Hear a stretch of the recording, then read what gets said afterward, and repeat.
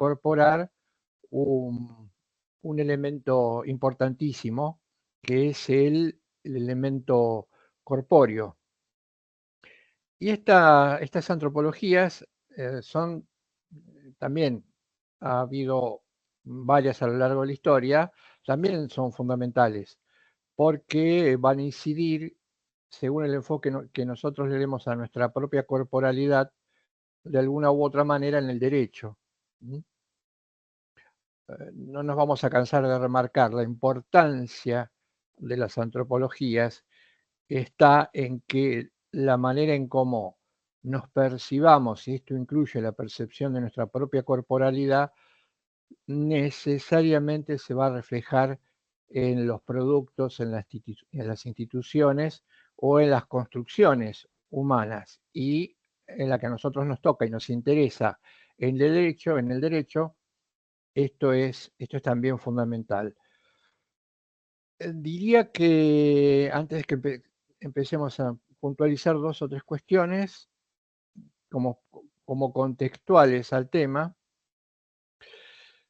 diría que hay en esta discusión, es un problema sempiterno, todavía seguimos discutiendo como todos los problemas humanos, previo a los periodos filosóficos, el momento filosófico griego, romano, todavía hoy seguimos discutiendo estas nociones y tal vez tengamos que bajar las expectativas y suponer que daremos un paso adelante, algún pequeño progreso, pero que nunca vamos a poder saldar totalmente estas preguntas, pero sí modificar, cambiar o elegir respuestas diferentes. Y esto también va a pasar con estas antropologías. Yo decía que es importante tener en cuenta lo siguiente. Nosotros somos una sociedad, de alguna manera, como lo dijimos en varias clases, hija de un movimiento, de una transformación, de una revolución entrecomillada cultural que fue la aparición de la modernidad, aparición de lo moderno. Y lo moderno también va a incidir muchísimo en la comprensión de lo corpóreo, de lo corporal. Más allá de que esto ya se discutía, como les van a contar, vamos a ver ahora, se discutía en las primeras épocas, en las primeras etapas de la humanidad. Pero ¿por qué lo moderno y la modernidad es como una especie de quiebre, de inicio de una nueva era en la historia de la humanidad o de Occidente al menos? Porque los modernos van a hacer algo. Recuerden que dijimos cuando hablamos de ciencia y filosofía, que en la modernidad iban a modificarse los parámetros del conocimiento humano y a partir de ahí iban a explotar las ciencias, el conocimiento científico. Nada mejor que el conocimiento científico para acercarnos a lo que como seres humanos corporales somos. Pero al explotar las ciencias, eh, el conocimiento va a girar 180 grados respecto de la realidad y va a pasar esto. ¿Qué novedad van a introducir los modernos? Las ciencias, los científicos van a distinguir, van a empezar a hacer separaciones en la realidad. Es lo que se llama la aparición de las dicotomías, del pensamiento dicotómico. Los modernos van a diseccionar la realidad. En principio esto está bien o esto está mal. No, está bien, porque para analizar cualquier elemento que me confronte del mundo, seguramente tengo que realizar distinciones, separar. ¿Por qué? Porque los fenómenos se manifiestan de una manera complejísima. Recuerden, creo que yo se los dije en la última clase, tenemos que esquivarle, este es otro problema también que tiene que ver con el conocimiento crítico, tenemos que esquivarle a lo que en el pensamiento se llama monismo. El monismo es la respuesta única a los problemas, el catalogar la realidad de una única manera. En esto los modernos aciertan. No quieren caer en principio en respuestas monológicas o monistas y dicen, bien, la realidad presenta diferentes áreas o diferentes facetas. ¿Cuál es el problema? El problema es que lo que se separó para poder entender mejor, después tiene que volver a unirse. Porque si yo lo que separo o distingo para entender mejor, lo dejo separado, voy a cometer errores que se cometen o cometieron los modernos y que se siguen cometiendo. Voy a dejar cosas aisladas a las cuales le voy a dar entidad por sí misma. Si, si yo tengo una realidad que se compone de A, B y C y que A, B y C la constituyen como tal, pero son diferentes, ¿qué hago? Separo A, separo B, la distingo de C y A la distingo de B. Pero luego de hacer esto la tengo que volver a unir para encontrar el último sentido significado. Si yo no vuelvo a unir, me quedan A, B y C separados. Y lo que es peor, y que se inaugura con los modernos, se supone que A, B y C tienen consistencia por sí mismos. Y quedan partes de la realidad separadas que en filosofía diríamos eh, ontológicamente serían una unidad. Con lo cual hemos o caemos en un error profundísimo. Esto les va a pasar a los modernos, por eso aparece el binarismo, y fíjense, les voy a dejar, ya cerrando esta introducción, un binarismo sobre el que nosotros, los que nos acercamos al derecho, siempre discutimos y no siempre entendemos bien o lo aclaramos bien, que es la distinción entre el ser, dos dimensiones de la realidad. Habría dos dimensiones de la realidad, el ser y el deber ser. Compleja, esencial, pero difícil, no siempre bien entendida. Y de la mano de esta separación entre ser y deber ser, que ha dado lugar a teorías jurídicas monumentales, según cómo se enfoque este ser y este deber ser, que, insisto, implican hacer distinciones sobre la realidad válidas, pero la realidad no es un mundo del ser separado de un mundo del deber ser con ninguna conexión o con conexiones artificiales. Es otra cosa, esto lo vamos a ver en el derecho. Y en el tema que vamos a analizar hoy es la distinción entre lo que yo pienso y la estructura sobre la que pienso o la que me permite pensar, que es mi realidad biológica o mi cuerpo. Eso van a ser también los modernos, van a distinguir al estilo, ahora lo vamos a ver, cartesiano, entre el cuerpo extenso y la conciencia pensante. Las dificultades van a venir porque cuando intenten juntar de nuevo estas dos realidades que de alguna manera interactúan, uno de los errores más frecuentes va a ser tener que generar enormes artificios intelectuales o de pensamiento para poder entender cómo trabajan en conjunto realidades que al separarse como lo hicieron ellos, después no volvieron a amalgamarse, quedando, por supuesto, sueltas o aisladas. Esta va a ser una de las cuestiones entonces que vamos a empezar a trabajar o tratar, y no se olviden de esto. Siempre va a haber o vamos a insistir en la problematización de estas cuestiones, en respuestas insuficientes que todavía sigue dando el derecho. Vamos a ver que hay debates interesantísimos que hoy no están zanjados, que pueden reaparecer en cualquier momento en el mundo, debates legislativos que tienen que ver con esta dimensión de la corporeidad. ¿Mm? Te paso entonces, hecha esta brevísima introducción, te paso, Marina, para que vos desarrolles bien el tema. Perfecto. Voy a compartir el PowerPoint.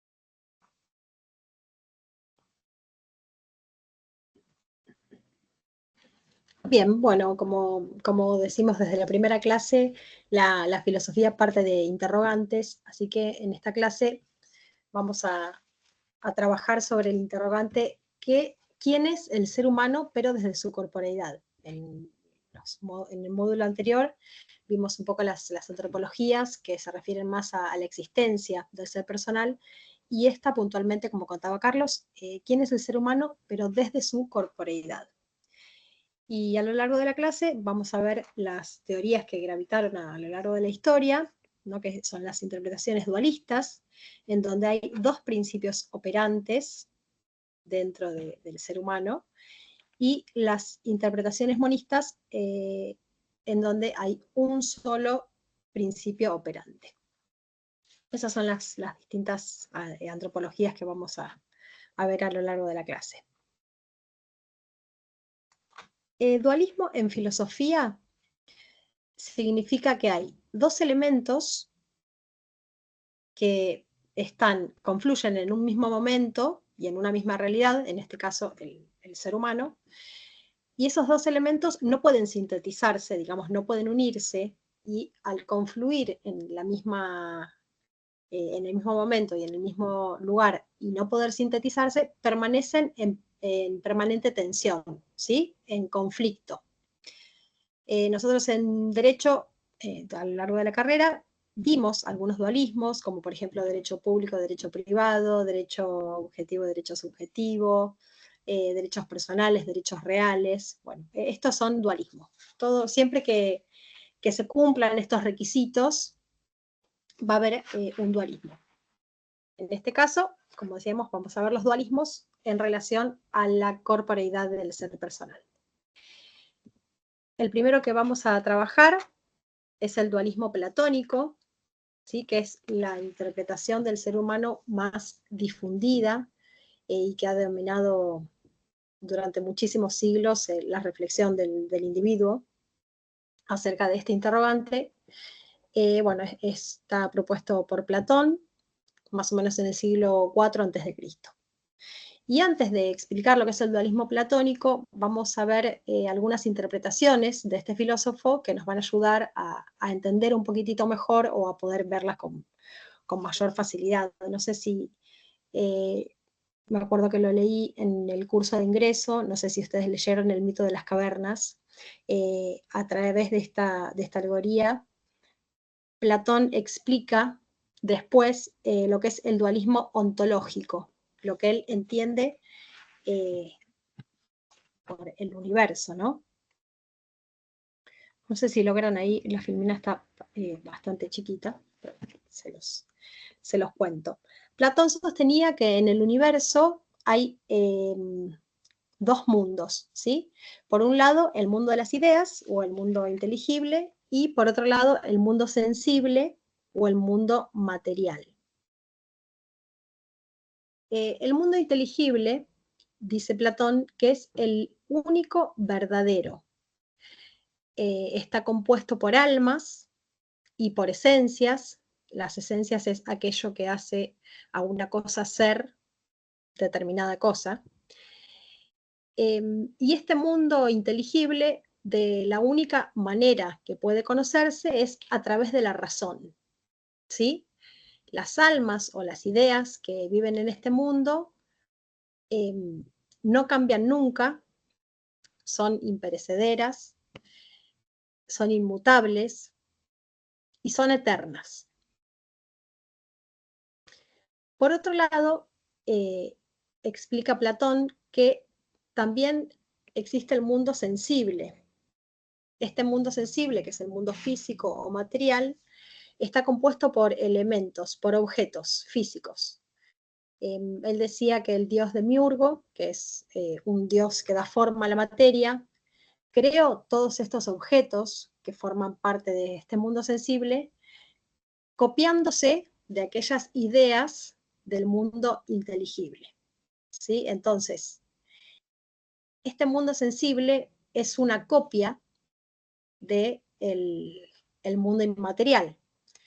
No significa que no sea verdadero, pero, decía él, no es el auténtico, es una copia.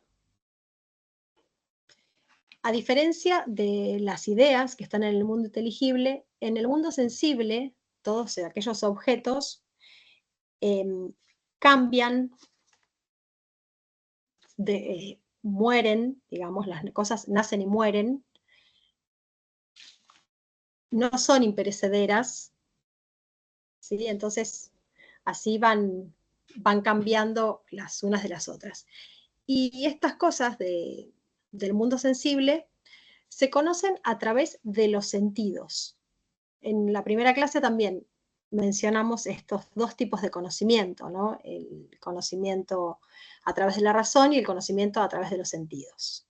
En el mundo sensible, las cosas se conocen a través de los sentidos. No hay una intelección directa, sino que necesitamos los sentidos para conocerlos. Esto es más o menos lo que explica Platón en este dualismo ontológico, ¿no? de por qué está compuesto el universo. Toda esta idea, él lo lleva también a lo que es el ser personal desde su corporeidad. Platón, en su dualismo antropológico, dice lo siguiente, que el ser humano tiene una doble dimensión, que por un lado es alma y por otro lado es cuerpo. El alma, que proviene de este mundo inmaterial, tiene todos aquellos componentes, tiene todas aquellas características de lo que está en el mundo inmaterial, ¿sí? El alma es incorruptible, es inmutable, es eterna, no perece nunca. Tiene este conocimiento de lo verdadero a través de la razón, no necesita los sentidos. Y él explica que el alma, por alguna razón que no se conoce, es encerrada en un cuerpo. Y el cuerpo, que pertenece al mundo material o al mundo sensible, tiene todas aquellas características que explicamos recién del mundo sensible, ¿sí? El cuerpo es finito, es corruptible, cambia, es mortal, digamos que muere. Y lo más importante, dice que el cuerpo no es la auténtica realidad del ser personal, ¿sí? El ser personal, el ser humano, es un alma encerrada en un cuerpo.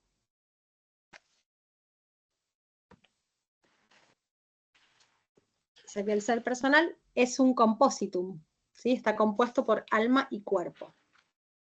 Las almas vivían en un mundo que él llama Topus Uranus, que quedaba más allá del último astro, y por alguna razón que no se conoce, o porque Platón no reflexionó sobre eso, o porque se hayan perdido los escritos, por una razón, por una falla original, decía él, estas almas son encerradas en un cuerpo y están condenadas a vivir en ese cuerpo. El cuerpo, como decíamos recién, entonces, es corruptible, es finito, es mortal, a diferencia del alma, que es incorruptible, infinita e inmortal, como aquellas ideas del mundo inteligible. Esta idea de cuerpo y alma, a ver si logran identificar quién es el mayor exponente de esta idea. ¿Dónde la escucharon?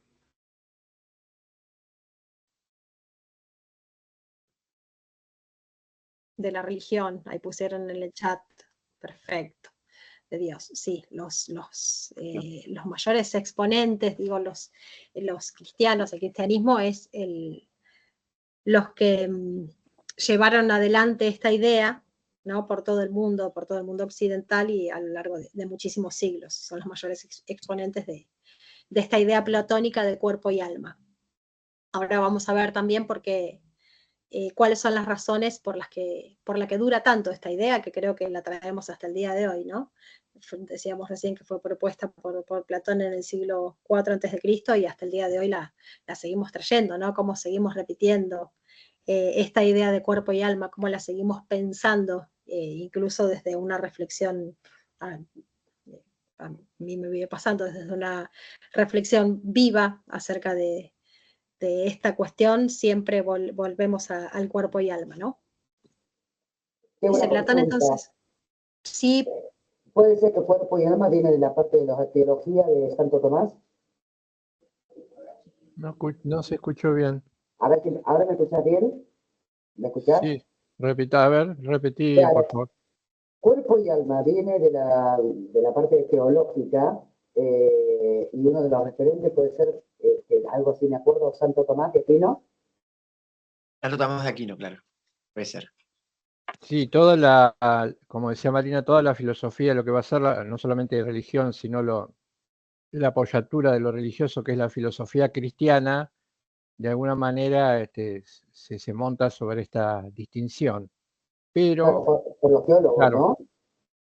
sí, la mayoría de los teólogos, porque los pensadores cristianos van a recibir muchas influencias del pensamiento griego, a pesar de que en principio uno supondría que lo religioso, que se emparenta con la tradición semita, los hebreos no son dualistas. Los semitas tienen una interpretación, si quiere, unitaria de esa relación entre, dicha de esta manera, cuerpo y alma.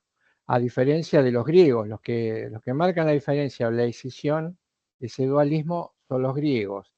El cristianismo, que de alguna manera tiene raíces semitas, recibe esa influencia, es inevitable la influencia griega, y ya en estos pensadores clásicos, y más adelante, en las épocas de los concilios, Santo Tomás y luego época de los concilios, se empieza a marcar un dualismo que es más propio de Grecia que del pensamiento semita, sin llegar a marcar acá, y lo dejo planteado nada más porque no me quiero extender.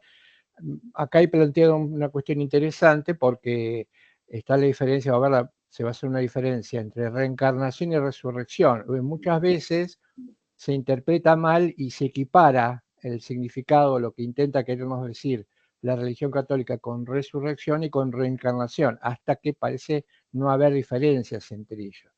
En el caso, como contaba bien, contaba mal, en el caso de los griegos, en el caso de Platón, estamos hablando de una reencarnación, que tiene un significado diferente al de resurrección, aunque muchas veces podemos interpretarlos como equivalente o con pocas diferencias. Pero además, en la tradición, en el pensamiento hebreo o la tradición semita, no hay esa diferencia entre cuerpo y alma que hacen los griegos. Es más bien, como decía hoy, unitario. Y esto tiene que ver con una adecuada, debería tener que ver con una adecuada interpretación o hermenéutica de los textos bíblicos o los textos sagrados. Pero la influencia de los griegos fue, como en muchos casos, y en este tema también se ve de manera bastante evidente, bastante nefasta para el pensamiento cristiano y el pensamiento tradicional, lo cual le llevó mucho tiempo a la religión católica sacarse el membrete de ser una religión dualista, cuando en realidad no lo es. No quiero apuntar más, pero este datito, con la colación de tu comentario, viene bien. Marina, sí. Bueno, seguimos entonces, como decíamos recién, que para Platón el alma es la auténtica realidad del ser humano, ¿sí? Es lo que somos. Nosotros somos alma, que vivimos encerrados en un cuerpo. ¿Sí? El alma es preexistente, no muere ni nace nunca, que vivían en este mundo de las ideas y se encontraban en armonía, ¿no? Él hablaba también de la virtud que tenían las almas, de la intelección, de las esencias, las percibían directamente a las esencias, no a través de los sentidos, había una intelección de las ideas. Y estas almas estaban condenadas a vivir en un cuerpo por una falla que no se conoce. El cuerpo aparece acá entonces como la cárcel del alma, ¿no? Las almas cuando están dentro del cuerpo, están obligadas a mediatizar a través de los sentidos, ¿sí? Es un proceso dinámico, ya no pueden percibir las esencias como lo hacían, y con el cuerpo solo se puede tener un tipo de conocimiento que es doxa o simple opinión, que es el que mencionábamos también en las primeras de las clases. Y también se hace mucho hincapié en las limitaciones que tiene el cuerpo, las enfermedades, los dolores de cabeza, el cansancio, que también vienen a limitar todo aquello que intenta hacer el alma. Para Platón y para todo este pensamiento, entonces el cuerpo es concebido como la cárcel del alma, ¿sí? Y además, como contaba recién Carlos, que él creía en la reencarnación, entonces el alma transmigra en diversos cuerpos hasta purificarse y así poder retornar a este mundo de las ideas de que hablábamos al comienzo. ¿Sí? Para Platón somos almas y lo que tenemos son sucesivos cuerpos. El alma encerrada en un cuerpo, ¿no? Aparece como prisionera. ¿Y qué quiere un prisionero? ¿No? Escaparse y liberarse de esa prisión, en este caso del cuerpo. Platón propone dos formas de liberación. Una es la filosofía, que es una salida transitoria, porque a través de la filosofía, bueno, la filosofía es una tarea que permite captar las esencias de las cosas, ¿no? Ir más allá de los sentidos. Pero esta es una salida transitoria. Y la salida definitiva de esta cárcel es la muerte. Es la segunda salida, ¿no?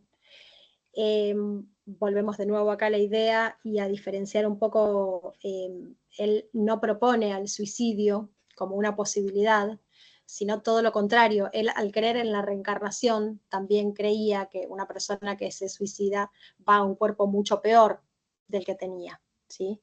Acá en esto siempre hacemos hincapié para no confundir esta idea y vuelve acá lo que contaba recién Carlos de la diferencia entre la resurrección y la reencarnación. Acá es totalmente una reencarnación en lo que se piensa. Esta idea de la muerte como una salida definitiva, como una liberación del alma, es la que hace que esta teoría, este dualismo, sea tan difundido y tan sostenido hasta el día de hoy, ¿no? Porque resuelve el misterio de la muerte y brinda un consuelo inigualable al tema de la muerte, esto que nos genera tanta angustia, la angustia existencial del ser humano. Al brindar ese consuelo, es por la que la seguimos sosteniendo, ¿no? La seguimos llevando adelante. Siempre, o sea, habrán escuchado muchísimas veces ante un momento, ante el momento de la muerte, ¿no? Pensar, bueno, el alma se fue al cielo, el alma volvió a su lugar, no pasa nada, el alma sigue. Esta idea es una idea totalmente dualista. En el caso de la muerte, el alma se libera y vuelve a convivir en armonía con el resto de las almas. ¿Carlos? Sí, respecto de agregar esto, respecto de del cuadro, ¿por qué ponemos resuelve el misterio de la muerte? ¿No? Marcadamente, pero ¿por qué misterio? Y ¿qué significa misterio? Y nosotros hacemos la siguiente distinción. Hay dos cuestiones a resolver que nos generan interrogantes. Algunos los podemos considerar como problemas y otros como misterio. ¿Cuál es la diferencia entre un problema y un misterio? La modernidad es afín a considerar la categoría problema, pero no la categoría misterio. Un problema, voy a tratar de parafrasear a Gabriel Marcel, que es un pensador dialógico que pensó esta cuestión. Él dice, un problema es algo que aparece ante nosotros lo podemos identificar, enmarcar, lo acotamos, como si lo encerráramos entre paréntesis. Hecho todo esto, si lo conseguimos, podremos resolver el problema, que es una cuestión que aparece de manera externa ante nuestros ojos. Pero los pensadores dialógicos, no solamente ellos, pero sí con mucha fuerza, van a marcar que hay otra cuestión que el ser humano también tiene que resolver, que ya no es un problema, que es el misterio. ¿Cuál es la diferencia? En principio, no es algo que está frente a nosotros, no es algo que nosotros podamos resolver de manera externa. Y segundo, el misterio tampoco es algo que puede encerrarse en 4 coordenadas obteniendo un resultado o una respuesta definitiva. Uno se inmerge en ese misterio como si se dejase llevar, pero también con la idea de que no puede obtener una respuesta precisa, simple y sencilla. Pero claro, esto molesta al conocimiento moderno, a las ciencias modernas, esto lo incomoda, porque las ciencias modernas tienen que lograr responder, resolver cuestiones, y lo que se presenta como un misterio, estos los quieren convertir en un problema, suponiendo que si convierten en un problema una cuestión tan delicada como la muerte, se le podrá dar una respuesta sencilla, tajante, válida, por fuera de nosotros, con solo rodear o catalogar a la cuestión. Y dice Gabriel Marcel, esto no es posible, es más que un problema, es un misterio. Por lo tanto, no está mal, no implica un conocimiento de menor grado, ni es erróneo suponer que no tenemos certezas absolutas o definitivas sobre esta cuestión. Pero la mejor manera de alguna forma que nuestra conciencia se habitúe a soportar el misterio es precisamente tener esta, si quiere, convicción entre débil y fuerte. Esa es la diferencia entre problema y misterio. Hoy todo se convierte, cuando no nos resulta agradable, en un problema e inmediatamente intentamos resolverlo desde fuera, sin inmiscuirnos, sin comprometernos con eso que queremos resolver. El misterio implica comprometerse con esa cuestión, aunque necesariamente no haya una respuesta definitiva. Una conversión de un problema como la muerte en un misterio va a dejar o dejaría a gran parte del pensamiento occidental en ascuas, porque no hay una respuesta por sí o por no. Sí, continúa entonces, Marina. Perdón, profe, Bien. ¿puedo opinar algo sobre eso? Sobre Sí, la cómo muerte no. y eso. ¿Cómo no? Obvio. Voy a filosofar sobre la muerte, no. A veces lo A que la pensar, sensación vas a pensar, está bien, sí, vas a pensar sobre la muerte. Dios, eso de la muerte. Me parece que la muerte, para mí personalmente, me parece que es sabia. ¿Es sabia en qué sentido? Yo a veces ubico la muerte en esta cuestión de que aparece cuando para un cuerpo, no sé, un cuerpo tuvo un accidente, está totalmente destrozado y demás, aparece la muerte. Uno la nota como algo malo por la ausencia de la persona, pero la muerte viene a traer una solución frente a ese dolor, frente a esa cuestión. Yo a veces me planteo qué pasa si no existiría la muerte. Si no existiría la muerte como situación, como hecho. Vernos totalmente, obviamente que los años pasan, pero también vernos dañados, mutilados frente a un accidente, frente a algo desangrándonos, y que no hubiera muerte. Imaginarnos en esa otra situación, en una cuestión muy extrema y que la muerte nunca existiera, es decir, nunca podés dejar de salir del cuerpo. También lo analizo como algo mucho más terrible también, frente al dolor, frente a algo extremo que nos pasa corporalmente, y no poder salir nunca porque la muerte no existe, lo veo complejo. De hecho, hay una película, no me acuerdo cuál es la película, que el hombre nunca muere y ve cómo todos, bueno, en ese caso él sufre porque ve cómo todos desaparecen y él no desaparece. Entonces sufre por el dolor de ver a los otros morir. Pero digo, personalmente, si bien la muerte me cuesta, uno puede aceptarla o no aceptarla, para mí la muerte tiene esa cuestión de tan sabia, frente al dolor del cuerpo, frente a la mutilación del cuerpo, frente a una enfermedad, un sangrado, lo que sea, la muerte acciona, dispara esa cuestión que en la última situación límite te termina salvando. La muerte en realidad te termina salvando de todo lo que vendría después si no existiera. Esa es la sensación que tengo y la que quería compartirlo. Bien, fíjate que sí, por ahí detrás anda volando algo que no parecería indicar un sentido común, entrecomillados, diferente, porque cuántas cosas hacemos, vamos a siempre a involucrarnos, ¿no? Aunque uno no lo haga, hacemos, que es intentar prolongar la vida, ¿no? Hay como hay con lo que vos demarcás que es cierto, y además al mismo tiempo con una especie de contracara, de contrasentido, de contradicción, si querés llamarlo, si lo quieren llamar de esta manera, que es, estamos intentando prolongar la vida de la manera que fuese posible, ¿no? Aún incluso soñando, lo que vos decís, soñando que la muerte, que en algún momento podamos ganar la muerte. No hay como una ambivalencia, creo, y esto, como todo, es una cuestión que uno puede pensar, pero que la ciencia por ahora no nos ayuda, no sé si nos va a ayudar en algún momento, no te va a dar una respuesta certera, que es imposible, es connatural a la historia de la humanidad moral, morir, y tal vez sea como planteas vos, ¿no? Ese morir implica ser sabio o que la realidad nos pone en un lugar que de otra manera sería bastante difícil de soportar. Pero hay como una contradicción, ¿no? Tratamos de escaparle, hasta te diría, arriesgando, si hicieras una encuesta y dijeras, ¿querés vivir por siempre? Y no sé si la encuesta no sería terminante, ¿no? Sí, sí, quiero seguir, quiero mantenerme, no quiero salir de esta realidad. Sí, Marina. Total, total. Sí.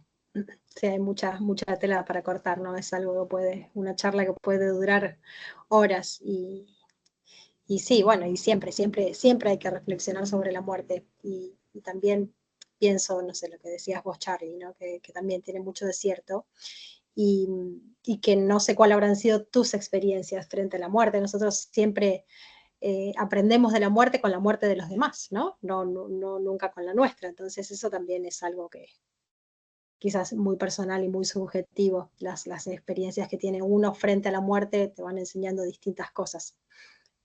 Pero bueno, como dijimos, es una charla que puede durar horas. Sí. Quería hacer una reflexión respecto de lo que dijo Charlie, respecto Sí. de la muerte, como estabas recién mencionando, Marina, que en cuanto a cada uno, las experiencias frente a la muerte pueden significar diversas cosas. Yo pasé por 3 muertes bien impactantes en mi vida, la de mi madre por una enfermedad terminal, que en principio no quería que se vaya, pero viendo su deterioro, preferí que se vaya. Por parte de mi padre, teniendo una enfermedad no terminal, queriendo él irse y estar cansado de estar acá y no querer continuar, que no quitó de lo que decía Platón en cuanto al suicidio, porque bueno, él también era católico y el hecho del suicidio era como negarse a su propio Dios, o sea, rechazar la vida que Dios le dio dentro de ese cuerpo y su alma dentro de ese cuerpo. Y por otro lado, hace muy poquito, mi abuelo de 95 años, ni más ni menos, que falleció y estaba excelente de salud y en una semana para la otra se empezó a deteriorar, y lo cual él mismo sabiamente dijo, bueno, hasta acá mi cuerpo me acompañó, pero él no quiere seguir más. Y es hora de que yo me tenga que ir a otro lugar. Y cerrando con toda esta reflexión de que el cuerpo, según Platón, pasa de una vez que fallece, el cuerpo muere, no tiene más vida, el alma reencarna en otro. En mi familia mucho se decía que cuando se va un ser querido viene otro y por lo general siempre alguien quedaba embarazada. Era como una cuestión más, por decirlo, de creencia religiosa, como que te mandaba al mismo ser en un ser nuevo, digamos, en una persona supuestamente nueva. Entonces, es como decís vos, Marina, hay mucha tela para cortar y hay mucho para reflexionar al respecto del alma, ¿no?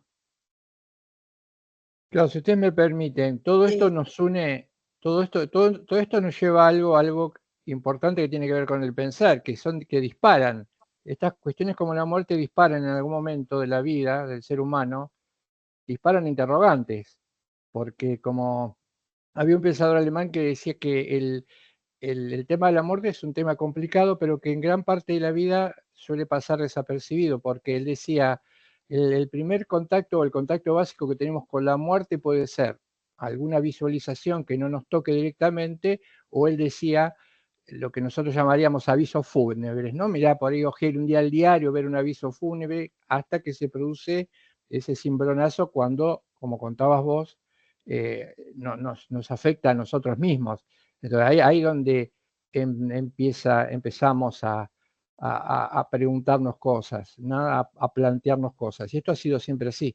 La historia de la humanidad ha sido confrontar con el problema de la muerte y qué hicimos, por qué, qué pasa, por qué a mí, por qué otro no, qué queda por vivir, tengo que seguir, un montón de cosas que lo conveniente sería que las aprovecháramos y pensáramos, ¿no? Es una oportunidad excelente para pensar y reflexionar. Esto nos pone siempre en esa cuestión crucial. ¿Y ahora qué hacemos? ¿Por qué?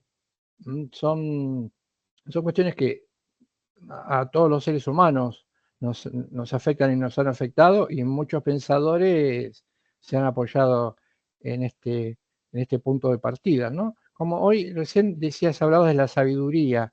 A mí me parece como si el paso del tiempo que nos aleja, lo digo de manera provisoria, que es como que el paso del tiempo que nos aleja de la vida y nos acerca a la muerte nos fuese dando más conocimientos y más comprensión en muchas cuestiones. A veces lo sabemos aprovechar, a veces no. Y además empezamos a mirar algunas cuestiones con un prisma diferente. Son las situaciones límite. Saben, a ustedes que estuvieron participando y todos, que esto los pensadores lo llaman situaciones límite. Gabriel Marcel, este pensador que estaba hablando recién, pensador dialógico, él dice, son esas situaciones límite. En esas situaciones límites estamos obligados a pensar, a ir más allá del momento, de la instantaneidad, de lo que nos rodea, de lo cotidiano. Esas situaciones límite nos ponen en una situación que tenemos que resolver y que tenemos que afrontar. Y me parece que su participación inaugura, pone algo en contexto, que es un tema que sobrevoló, todavía no le pusimos una etiqueta, pero que sobrevoló y que tiene mucho que ver también con lo jurídico, con la reglamentación y con el armado de una sociedad, que es la cuestión de cómo nos paramos frente al dolor, ¿no? Cómo nos paramos frente al sufrimiento. Pero que yo no veo, Mariana, ¿no? Mariana. Sí, sí, Mariana. Sí, Mariana. por ejemplo, esto lo veo en el tema de cuestiones como si tenemos que soportar el dolor, debemos soportarlo, hay un límite.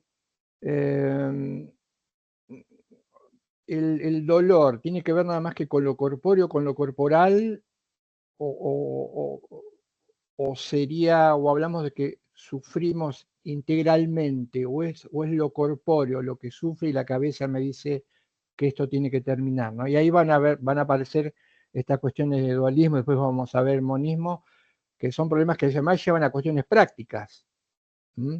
Que no pretendemos que la vamos a dilucidar ahora y no tienen respuesta. Por ahí han tenido alguna reglamentación del derecho, pero siempre muy, muy, muy provisional, ¿no? ¿Qué hacemos con el problema del dolor? ¿Cómo lo admitimos que un dolor que nos afecta implique terminar con la vida de otros? Concretamente, le ponemos un nombre y apellido, sería una cuestión de la eutanasia, que también se discute a nivel jurídico, a nivel reglamentación.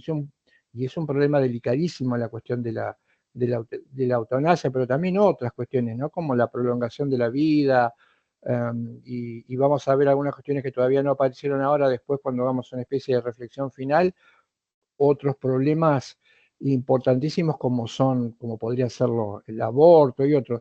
Es un disparador, muy profundo y hay que aprovecharlo, porque en esto también, sobre esto también tenemos que hacer, meter al derecho.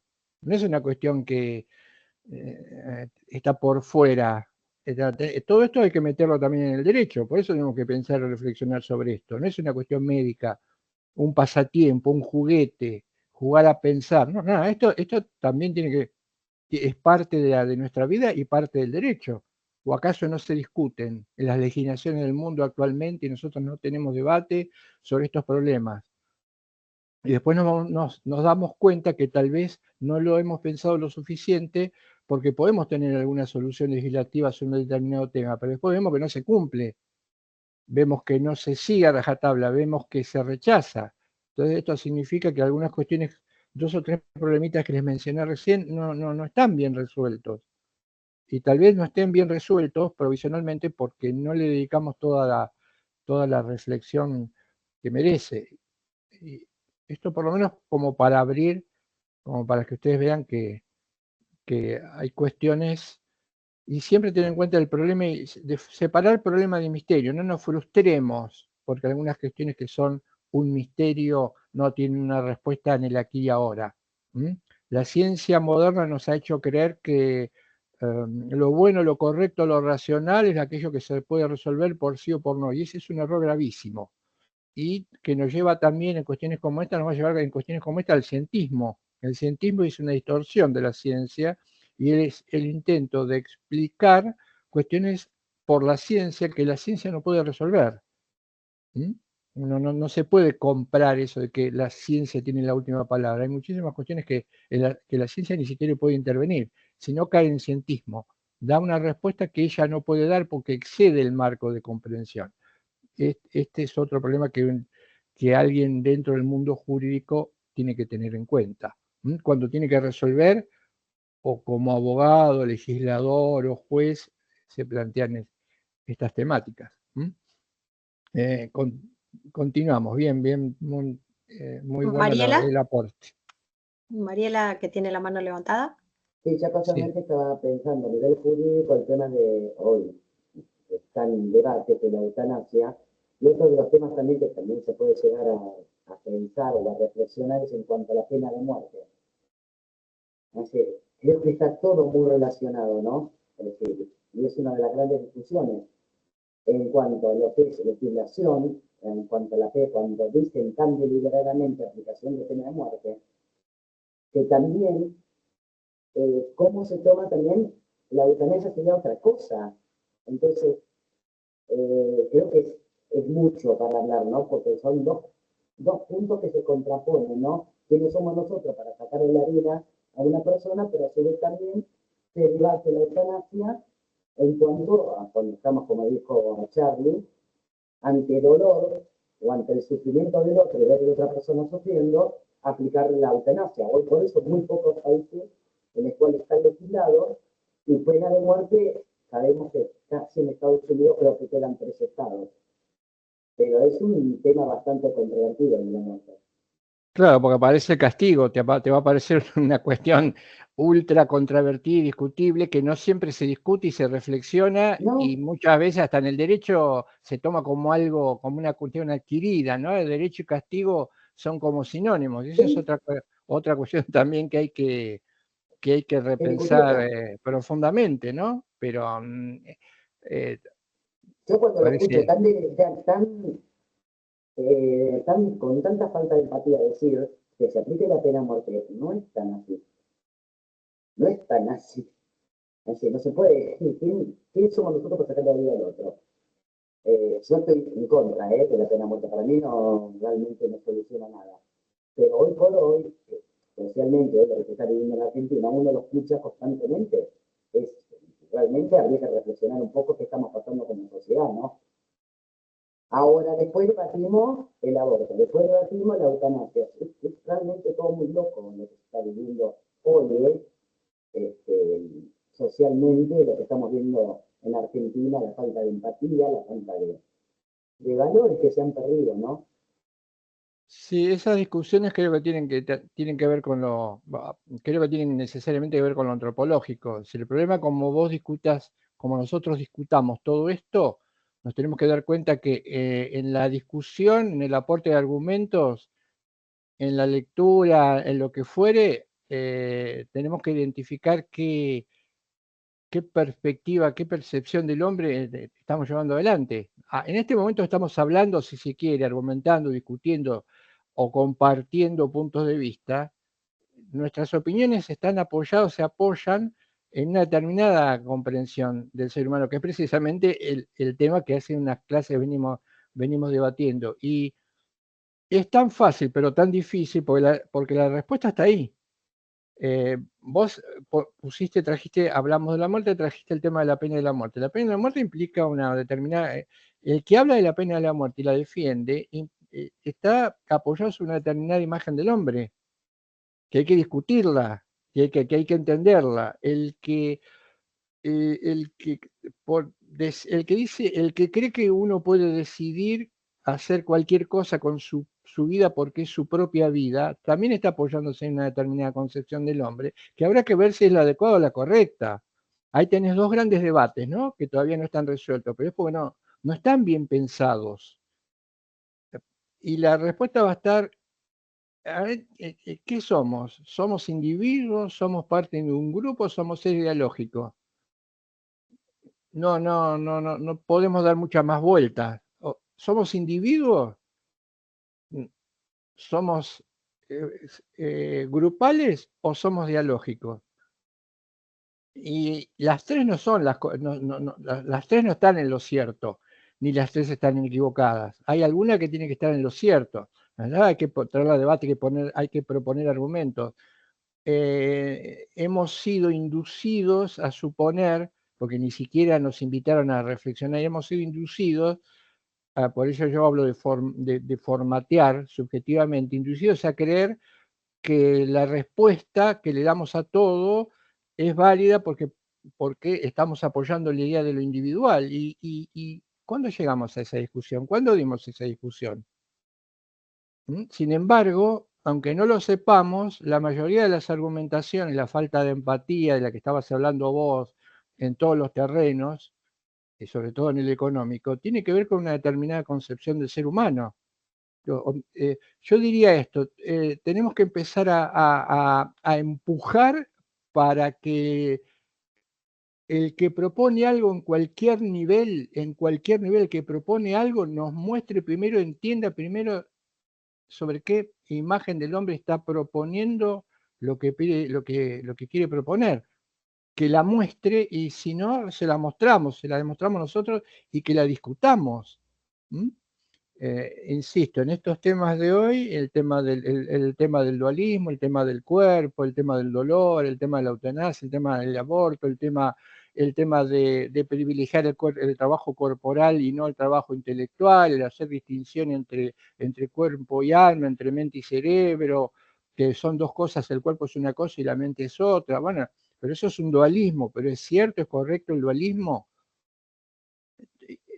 Una innumerable cantidad de cosas que por lo menos es un buen punto de partida que las estemos pensando, que las podamos hacer visibles. Si no, compramos todo un paquete de ideas que ni siquiera sabemos que tenemos, que absorbimos, que los compramos y que nos dijeron que este es el paquete correcto. Después, claro, encontramos con una sociedad enormemente conflictiva en todas estas cuestiones.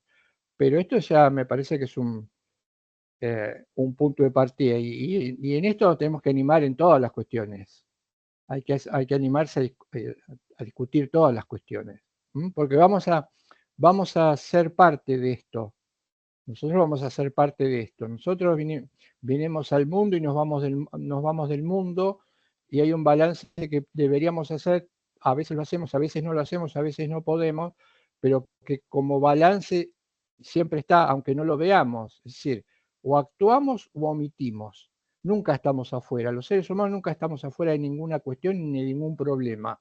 O actuamos y actuamos bien o actuamos mal, o no actuamos y no actuamos bien y no actuamos mal. Es decir, es la acción y la omisión. La responsabilidad nuestra siempre está, por acción u omisión. Esto seguramente ustedes lo habrán estudiado, lo están estudiando, y algo que en otro momento no se pensaba, uno se suponía que el ser humano era responsable de lo que hacía, y lo que no hacía, ¿por qué se iba a ser responsable? Hasta que alguien dijo, no, fijémonos, no, si yo no me muevo acá, no hago nada, no es que soy neutro, no es que soy perfecto, no es que estoy incontaminado, y no me moví acá, porque a lo mejor si me moví acá evitaba un accidente. Entonces soy responsable por omisión. ¿Cuánto tiempo pasó? Siglos para que nos descubriéramos, incluso algunos, yo estoy de acuerdo con ellos, me parece que hasta a veces es más grave la responsabilidad por la omisión que por la acción. No hay manera de escapar de esto. Toda nuestra vida es responsabilidad por lo que hicimos y por lo que no hicimos. Lo hicimos bien o mal y lo que no hicimos bien o mal. Un panorama interesante, importante, que al menos hay que tenerlo, incorporarlo en la cabeza, que nos permite después posicionarnos en diferentes temas que ustedes van a discutir. Pero todo esto lo pueden discutir en cualquier ámbito, electoral, civil, comercial, tráfico de personas, género, justicia, intercambio, todo esto soporta interacciones que se apoyan en una determinada imagen del hombre. Por eso hay que aprenderlas. ¿Qué diría yo? Frustrado Sarmiento, y a mí me gustaría decirle a la gente que todo esto hay que aprenderlo, cualquiera sea la cosa que haga, tiene que aprenderlo, tiene que meterse, tiene que investigar en lo antropológico, esto hay que aprenderlo.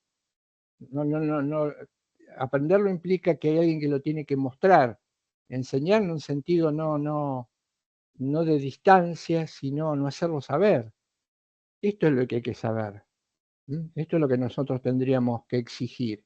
Voy a hacer tal cosa, voy a aprender tal cosa. Ahora, primero, mostrarme esto.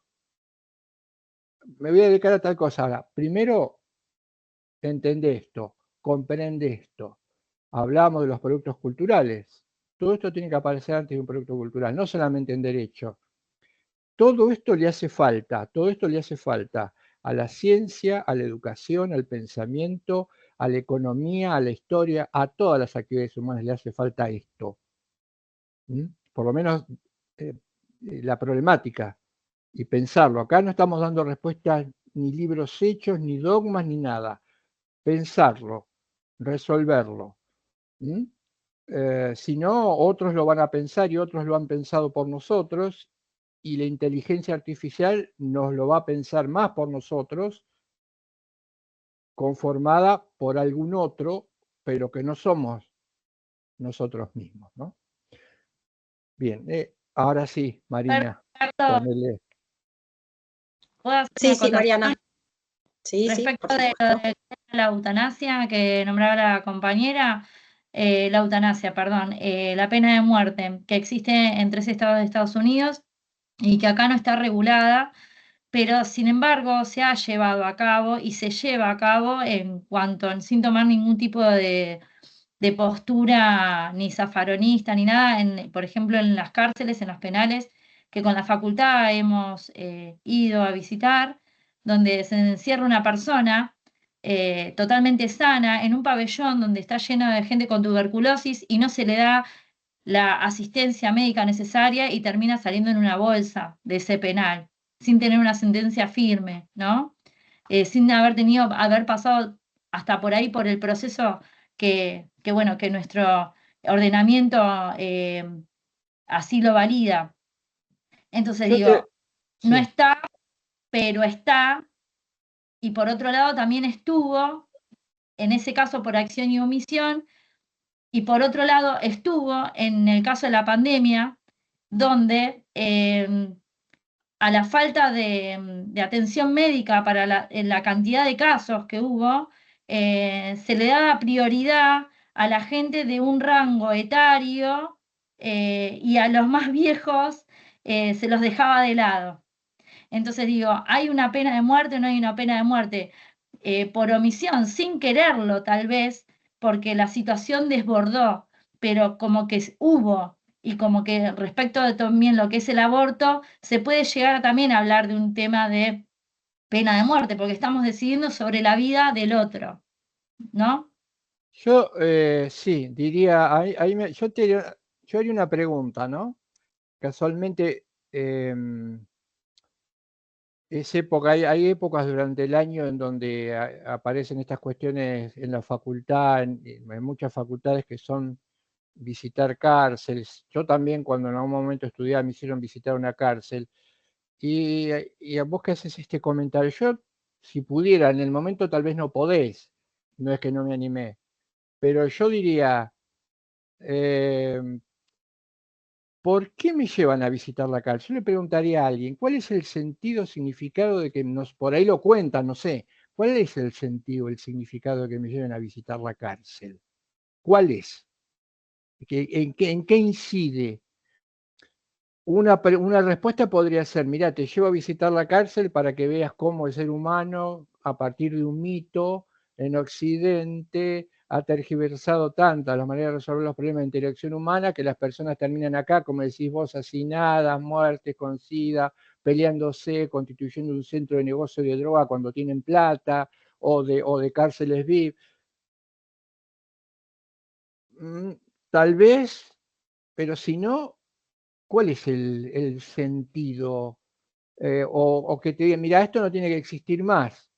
Vamos a tratar desde el derecho que esto no exista más. O en última instancia es una visita de carácter folclórico, porque convengamos que si alguien hace una visita a las cárceles, se va a dar cuenta que si yo estoy mostrando antes de ir a la cárcel el artículo 19, me pueden preguntar, pero esto es un contrasentido. ¿Cómo nosotros tenemos escrito que las cárceles van a ser limpias y sanas para... ¿Por qué tenemos escrito esto que se da a patadas completamente con la realidad? Y se da patadas completamente con la realidad, aunque haya algunos sectores de poder adquisitivo, dinero en narcotráfico, etcétera, que no vivan la cárcel como la vive generalmente el ciudadano común. Después, bueno, va a venir el tema de la selectividad. Pero, ¿qué estamos aprendiendo? ¿Pero para qué? Esa también es una cuestión que a mí me... ¿Para qué? Para, de alguna manera, mediante un subterfugio, nos están instalando, está bien, sí, ¿qué vamos a hacer? Son mejorables. Y después estamos con el discurso punitivista, que es otra cuestión muy delicada. Estamos con un discurso punitivista y al mismo tiempo que estamos pretendiendo hacer, mostrando una cárcel. No, el sentido que Eh, nos mostraron es de no iniciar todo un proceso legal por cuestiones que tal vez no ameritan que una persona esté privada de su libertad, perdón, eh, y llegar a toda esta situación, como mencionaste. Bueno, yo lo mencioné de lo primero que se me vino a la cabeza, respecto a una persona sana que entra a un pabellón, que contrae una enfermedad y termina muerto, y tal vez en el proceso podría llegar a haber salido absuelto y sin embargo, digamos, se abren muchas aristas. Bueno, esto es muy filosófico, entonces se disparan varias cosas. O sea, que tuvo una sentencia de pena de muerte, no directa, sino indirectamente, y tal vez no era él culpable o ella la culpable de... la conciencia de la facultad en su momento, cuando a mí me llevaron, que la realidad es que yo mucho no estaba de acuerdo de ir, pero bueno, no, nos llevaron igual, eh, porque era una clase dentro del penal con compañeros que estaban privados de su libertad en condición de encierro, era mostrarnos cuál era la realidad y que no hay necesario siempre de iniciar un proceso del cual podía terminar en esto sin necesidad, como está que bien, tomar conciencia. estaba enfocado en lo que llamaríamos procedimientos sustitutivos, con mediaciones. Entonces, puede venir por ahí toda una cuestión que intenta renovar esta temática para que ya no sea la temática habitual. Eso sí, por ahí podría venir a Lo que ocurrir. pasa es que había muchos casos en ese momento que nosotros asistimos al establecimiento de denuncias por violencia de género, de los cuales eran solo simples denuncias, pero como se había activado todo un protocolo, terminando en estos, perdón por la redundancia, en estos destacamentos. Y bueno, como lo has mencionado vos, por ahí acuchillados, ya sabemos lo que pasa dentro de las cárceles, si era por una supuesta denuncia de abuso que todavía no se había demostrado, terminaban siendo hasta violados o violadas.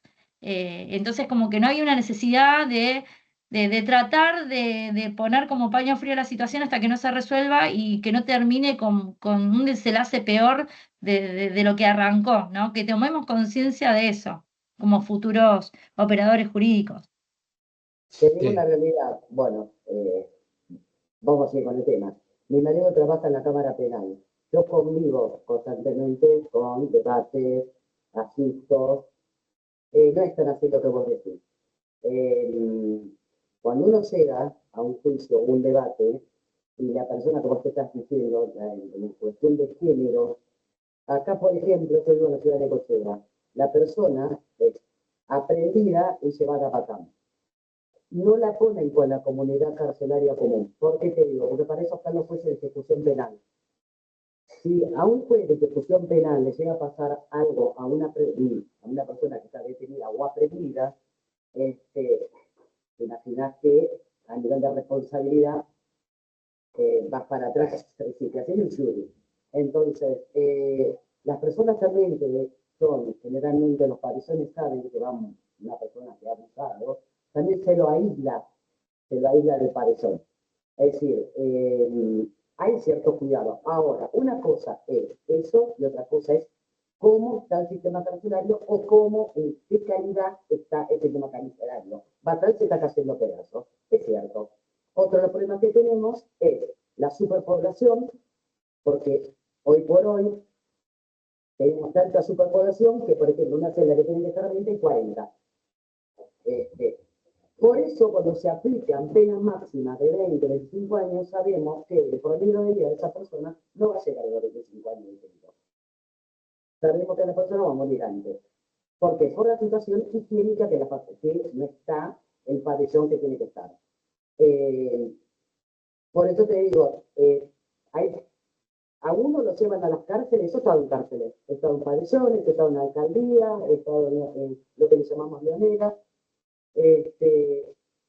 Hay todo como un mito. ¿Por qué te llevan a la cárcel? Que usted, doctor, lo decía. Yo creo que lo llevan por una cuestión política, por una cuestión de decirle a los alumnos, ¿no? Bueno, chicos, si se portan mal, están así, mostrarles las condiciones. Ahora, después, como abogados o como todo el sistema, que la cárcel tiene que ser sostenida por el Estado, también tenemos otro factor que es el económico. Entonces, es muy engorroso ese tema, nadie le va a poner el cascabel al gato. Es decir, la verdad tiene que ser la cárcel limpia, segura, es decir, recomponer a la persona, pero no, eso no existe porque implica un gasto fiscal del Estado. Y bueno, sabemos cómo está Batán, cómo está Olmo, cómo están todas las unidades carcelarias. Pero No. Está bien, pero para eso están los organismos de control de corte que son los jueces de ejecución.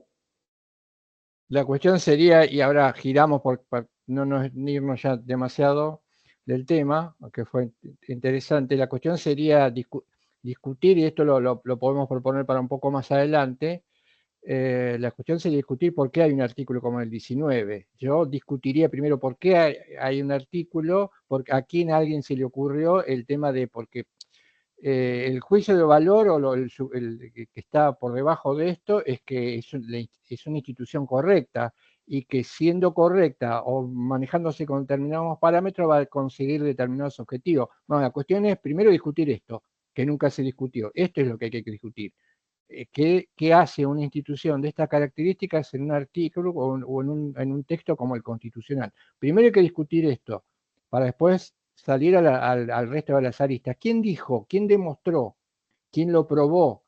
¿Quién lo discutió? Que esto puede servir para algo socialmente hablando. Fíjense que tenemos una historia casi de 21 siglos, en donde de alguna u otra manera Platón, los griegos van a trabajar mucho sobre el tema del castigo, Sócrates y Platón, dejando una enseñanza que después no fue aprovechada.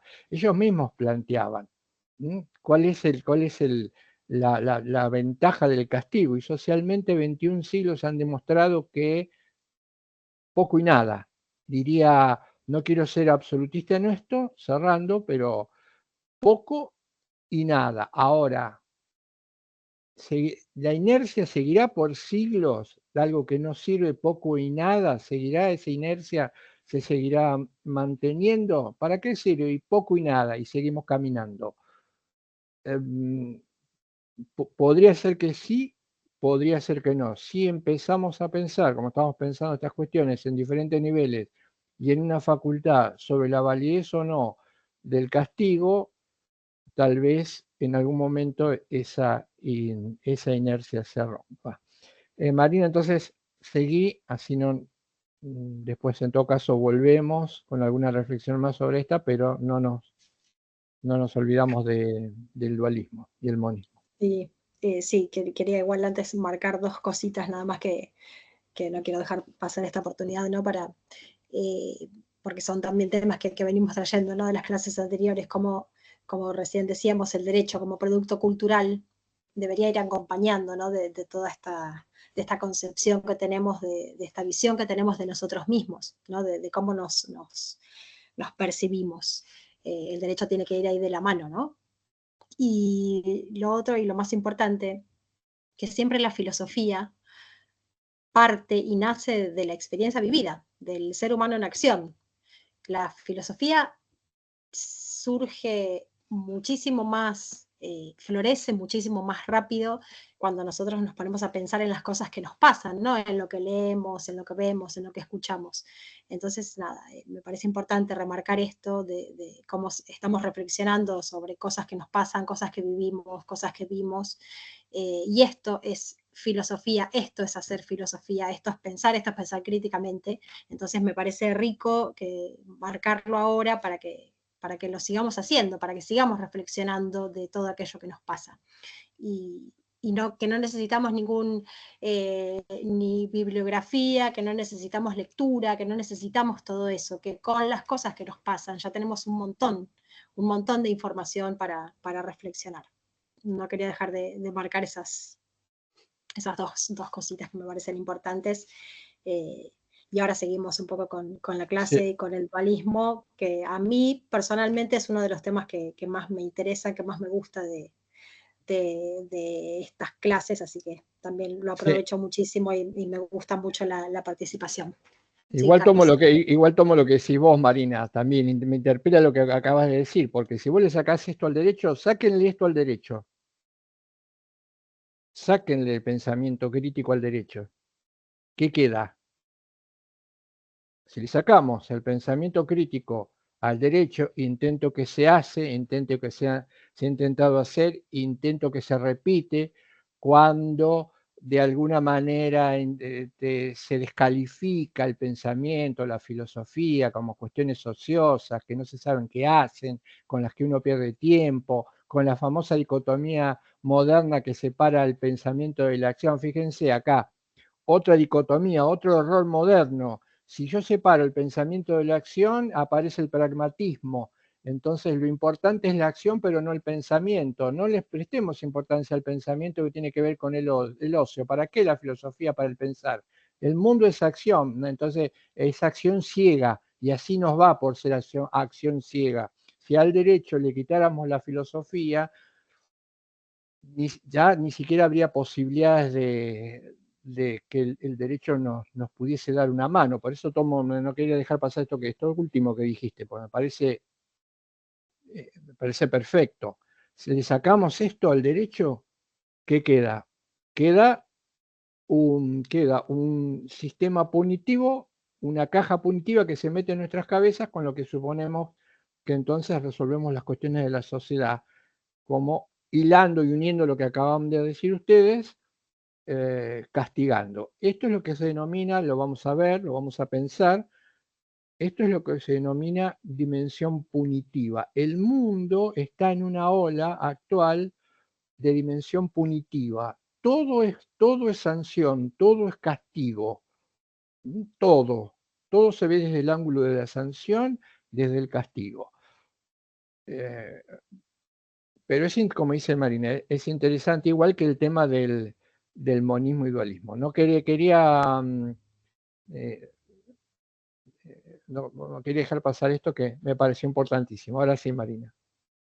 Bien, bueno, ahora sí seguimos con este dualismo, ¿no? Decíamos que esta postura de Platón, que se sostuvo durante muchísimos siglos, resuelve el misterio de la muerte, brindando este inigualable consuelo, pero el problema que presenta es las consecuencias para el cuerpo, ¿no? Pensar este cuerpo como cárcel, que volvemos a traer toda esta idea de la cárcel, toda esta idea de la totalidad también, que lo vimos en las clases anteriores. El cuerpo, ver al cuerpo como una cárcel, tiene muchísimas consecuencias negativas, ¿no? Tiene muchísimos problemas que presenta esta postura. El trabajo intelectual es más importante que aquel realizado por el cuerpo siempre está en segundo lugar, al cuerpo no se lo respeta, todo lo relacionado con la estética corporal queda como superfluo, ¿no? Que no cumple ninguna función. Y a la vez, esta idea ayudó muchísimo a la expansión del capitalismo, porque el obrero trabajaba muchísimas horas sin descanso, y como lo importante era el alma, no importaba lo que le pasase al cuerpo, ¿sí? Entonces, esto ayudó también a la expansión del capitalismo. No es casual que todo venga de la mano con todo, ¿no? Y bueno, y también que además el trabajo obrero estaba devaluado. Lo importante eran las actividades intelectuales y no las corporales. Creo que también eso se sostiene hasta el día de hoy. ¿Sí? Eso también lo seguimos trayendo. Y otro problema que presenta esta postura es que no hay actividades exclusivas del alma, ¿sí? Para todo necesitamos el cuerpo, incluso para pensar. Cuando nosotros estamos cansados, cuando estamos enfermos, no pensamos de la misma manera. Entonces, bueno, esta es también otra crítica que se le hace a esta postura.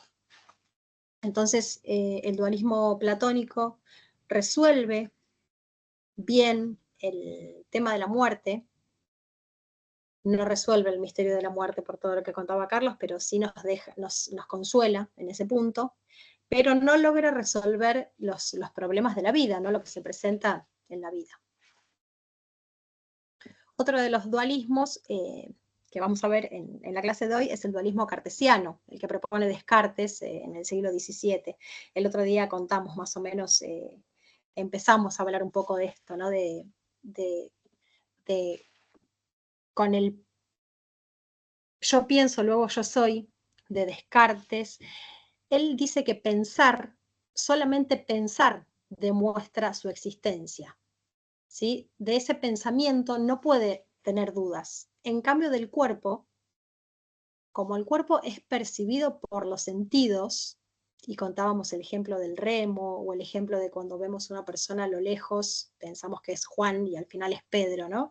Él dice que los sentidos, no tenemos que tener 100% de seguridad de los sentidos, también tenemos que dudar de los sentidos. Y como el cuerpo es percibido por los sentidos, también es un objeto de duda. Entonces Descartes viene acá a separar lo que es la razón, el pensamiento, de lo que no tiene dudas, de lo que tiene seguridad, del cuerpo. La razón y el pensamiento es esta sustancia inmaterial que se percibe por el entendimiento puro. En cambio, el cuerpo es una sustancia material, y él dice que se concibe por el entendimiento apoyado por la imaginación geométrica. Así lo describe Descartes, ¿no? El cuerpo dice que es un simple mecanismo, es como un reloj. Descartes lo que hace es cosificar el cuerpo, ¿sí? Lo trata como una cosa. Dice que nosotros somos razón, nosotros somos pensamiento, y tenemos, volvemos de nuevo al verbo tener, tenemos un cuerpo que es una cosa material que hace lo que dice el alma, digamos, ¿sí? Nosotros somos razón y tenemos un cuerpo.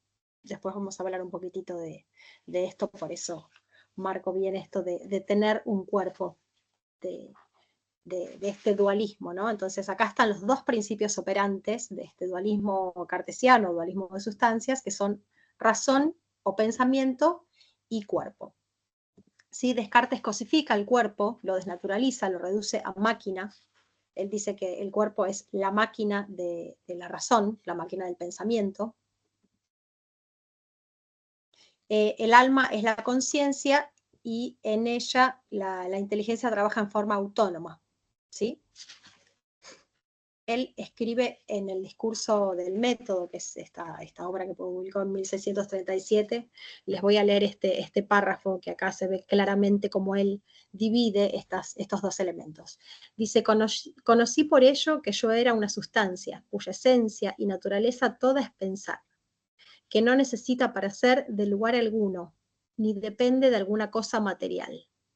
De suerte que este yo, es decir, el alma por el cual yo soy lo que soy, es enteramente distinto del cuerpo y hasta más fácil de conocer que éste. Y aunque el cuerpo no fuese, el alma no dejaría de ser cuanto es. Acá en este párrafo del discurso del método se ven claramente esta posición dualista de Descartes frente al ser personal, ¿no? Al cuerpo, digamos. A Descartes lo que se le critica, ya es una época mucho más actual que la de Platón, ¿no? En donde estaba fuertemente visible el cientificismo. A él lo que se le critica es cómo puede influir la mente sobre el cerebro y viceversa, ¿no? Lo que le dicen. Acá hay una relación entre este cuerpo y el pensamiento, entre estos dos elementos, porque dice, el pensamiento o la razón le indica al cuerpo qué tiene que hacer, ¿no? Le indica a la máquina qué tiene que hacer, cómo tiene que moverse. Y a la vez, el cuerpo, la máquina, le indica o le da a conocer a la razón aquello que percibe. Por ejemplo, si toco algo con mi mano que está caliente, esa información le llega a la mente, ¿sí? Le llega al otro elemento. Entonces le dicen a Descartes, ¿cómo? Si son dos elementos distintos, dos elementos separados, pueden influir el uno sobre el otro, ¿sí? ¿Cómo llega la información de uno sobre el otro?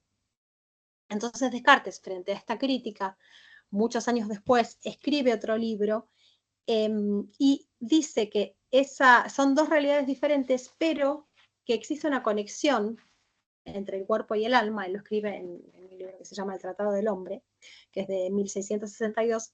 Escribe que se vinculan por la glándula pineal, ¿no? Que está en el cerebro. Entonces, dice que son dos realidades distintas, es un dualismo, pero que tienen una cierta conexión en esta glándula.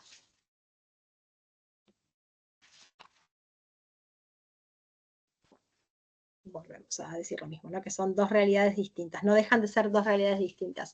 Él usa una analogía, ¿no? que es la del chofer y la del colectivo. Dice que el chofer y el colectivo son dos cosas totalmente diferentes, que el chofer para hacerlo necesita del colectivo y el colectivo para hacerlo necesita del chofer, pero que igual son dos realidades diferentes. Después, hoy actualmente hay un dualismo del que mencionó Carlos hace un rato también, el de mente y cerebro, ¿no? Está muy en auge. A ver si son la misma cosa, si la mente es algo que el cerebro hace, o si son la misma cosa y solamente hay una diferencia lingüística. Hoy creemos que es un dualismo que está muy, muy de moda, muy en auge.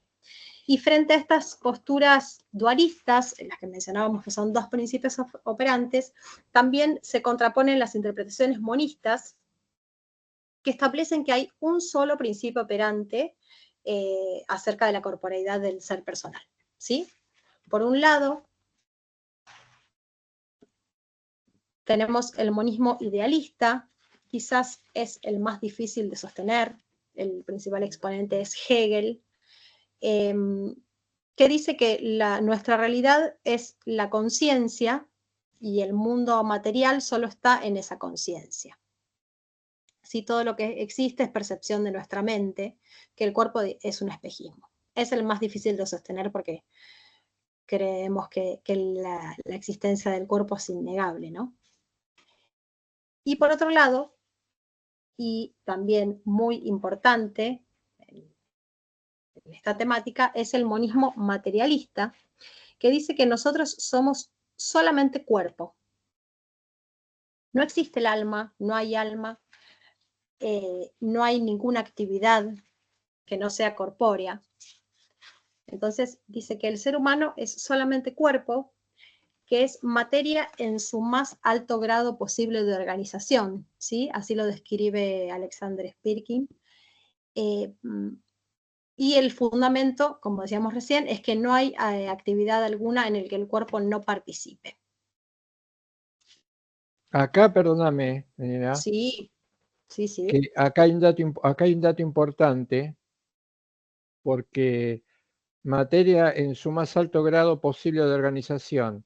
Entiendo que esto se identificaría, sería compatible con las dos posibilidades de las que hablamos cuando hablamos hacemos la relación entre hombre y derecho en esa conferencia que dio Héctor en su momento, en donde él dice que hay dos posibles maneras de entender la realidad, un enfoque creacionista y un enfoque evolucionista. El enfoque creacionista tiene que ver con el mensaje religioso, y el evolucionista, que tiene que ver, por ejemplo, con la explicación que la ciencia da o ha dado respecto de lo que ellos llaman un Big Bang. En algún momento, en algún instante, chocan dos partículas o de energía, y esto da lugar a lo que nosotros llamamos hoy mundo. La materia en su más alto grado posible de organización tendría que ver con una respuesta que es una respuesta de la ciencia, ¿no? En general. Pero que es difícil también de entender. Hoy Marina decía que recién dijiste que el tema del monismo espiritualista es complicado. Esto es lo que muchos suelen llamar como contraintuitivo. Si la cuestión es que son contraintuitivas, que son difíciles de aceptar porque van con nuestra propia percepción de la realidad. Entonces, lo que suena como contraintuitivo siempre es complejo entenderlo y aceptarlo. Y ese evolucionista tendría que ver con la materia en su más alto grado posible de organización. Acá hay que pensar que a mí me cuesta muchísimo trabajo creer que del choque de dos partículas en algún momento de la historia aparezca todo lo que hoy está presente. A mí me resulta, tal vez sea a mí solamente, altísimamente contraintuitivo que el mundo, la realidad, la historia, el éxito, el fracaso, el dolor, sea resultado de en algún momento el choque de dos partículas. Pero es una lectura, una perspectiva que hay que tener en cuenta. Continúa, Marina, por favor. Bien, bueno, este monismo materialista, hay dos fuentes grandes de difusión. Uno es el positivismo científico, ¿no? El positivismo es una corriente filosófica que afirma que todo el conocimiento proviene de lo observable, ¿sí? Y del método científico. No sé si se acuerdan, nosotros en penal estudiamos en algún momento a Lombroso, que él es un exponente del positivismo y llevó al máximo la descripción antropomórfica del delincuente, diciendo que tenía características físicas particulares el delincuente, ¿no? Esto es una idea totalmente positivista. Y también el materialismo llega de la mano del marxismo, que el marxismo desarrolló el materialismo económico, pero igual expandió muchísimo esta idea positivista, que dice que el mundo es material por su naturaleza y los diversos fenómenos del mundo representan formas de la materia en movimiento, ¿no? Todo es materia, que pone al cuerpo en el centro de escena y como único principio operante en el cuerpo del ser personal. El problema que tiene el materialismo es que no logra resolver el misterio de la muerte.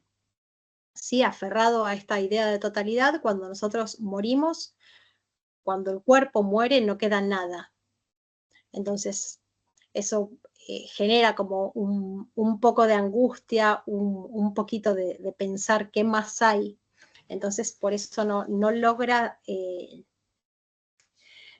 tener un papel central, ¿no?, en el pensamiento de nosotros los seres personales. Para muchos sí, seguramente, porque también tiene bastante de cierto, pero bueno, quizás necesitamos un poquito más.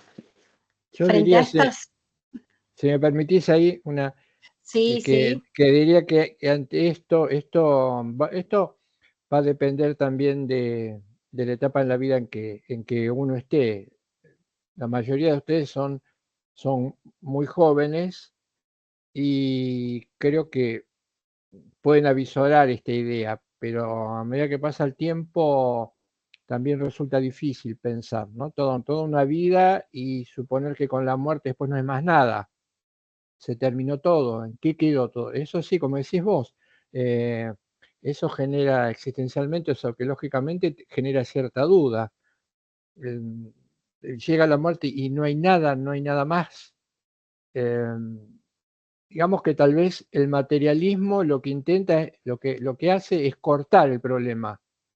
Uno muere, estoy muy tranquilo porque uno muere y muere y la materia desaparece. Tal vez es una como una especie de pseudo tranquilizante, pues ni siquiera entra en el problema, corta el problema.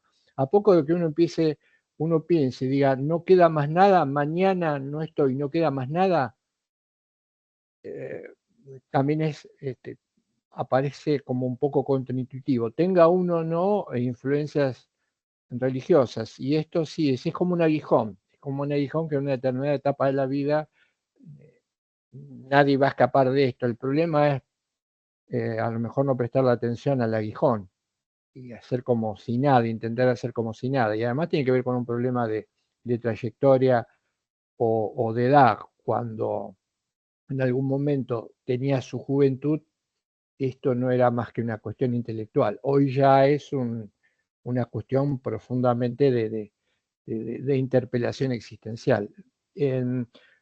Y uno piensa, trata de hacer lo posible de buscar que tiene que haber alguna continuidad, ¿no?